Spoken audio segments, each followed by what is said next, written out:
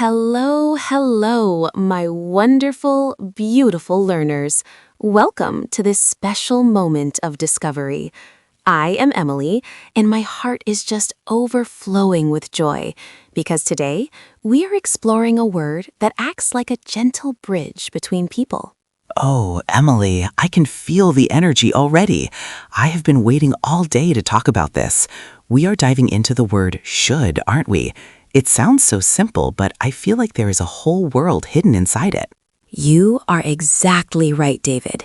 You have such a brilliant intuition. Should is not just a grammar point. It is a word of advice, a word of kindness, and a word of beautiful expectations. A word of kindness. I love that.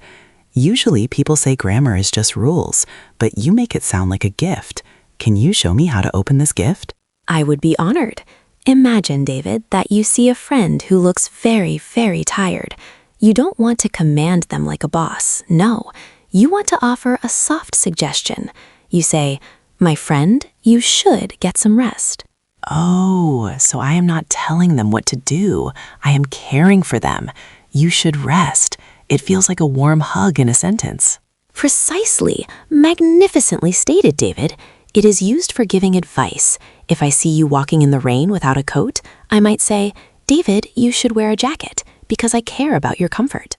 I can almost feel the rain. But Emily, I heard someone use should when they were looking at a clock. They said, the train should be here now. Is that advice for the train? Oh, what a wonderful question. No, the train doesn't need our advice. In that case, should means we expect something to happen because it is logical. The sun is setting, so it should get dark soon. That is just incredible. So it is about what we think will happen based on a plan or a rule. I studied hard, so I should pass the test. Yes, 1,000 times yes. You are using your logic to predict a beautiful result. It's like a little spark of hope. Curiously, this is so helpful. But what if I want to ask a question? Is it the same feeling? Softly and encouragingly, it is even more beautiful in questions, David. When we ask, "Should I tell her the truth?" or "Should we go on an adventure?" we are opening our hearts to someone else's wisdom. We are seeking a path together. Breathlessly, wow, should we go on an adventure? That sounds like the start of a movie.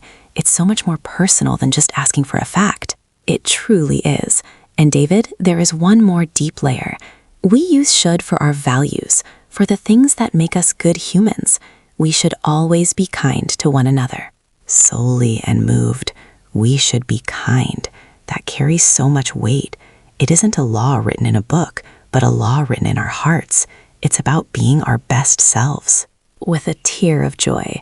Oh, David, you have such a poetic soul. You have captured the very essence of this word. It connects our logic, our advice, and our highest values.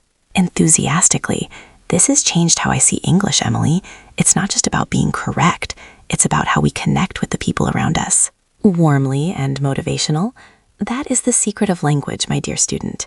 Every time you say should, remember the power you hold to suggest, to expect, and to inspire. You are doing so well. With deep gratitude.